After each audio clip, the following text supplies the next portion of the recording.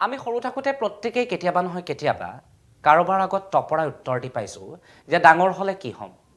আপুনি হয়তো সৰুতে কেতিয়াবা ৰচনা লিখোঁতেও বহুবাৰ লিখিছে যে what you want to do বা আপুনি কি হ'বলৈ বিচাৰে।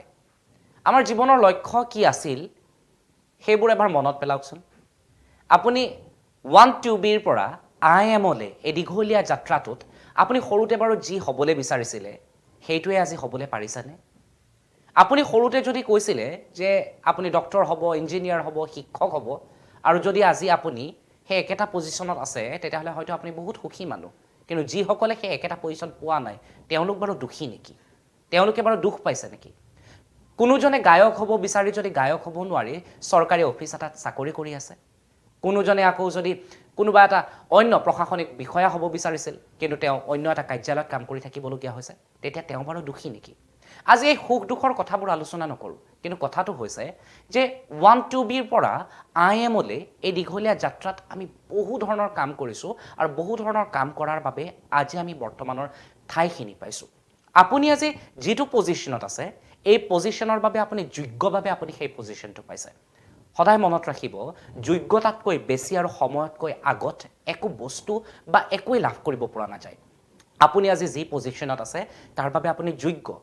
আপুনি অধিক যোগ্য বনালে তাতকৈ আপুনি উন্নতি কৰিব, তাতকৈ আপুনি অধিক আগুৱাই যাব পাৰিব। সদায় আই এমত সুখী হোৱাটো দৰকাৰ। অতীতত কি আছিল সেইটো এটা গন কেছ, কাৰণ কথাটো হৈছে যে যিয়ে অতীতৰ দুৱাৰখনত লাগি থাকে তেওঁ বৰ্তমানৰ চোতালখনত আনন্দ ফূৰ্তি কৰিব নোৱাৰে, আৰু যিয়ে ভৱিষ্যতৰ চিলাখন উৰুৱাম বুলি ঘৰত শুই থাকে তেওঁৰ বাবে বৰ্তমানটো অন্ধকাৰ হৈ পৰে।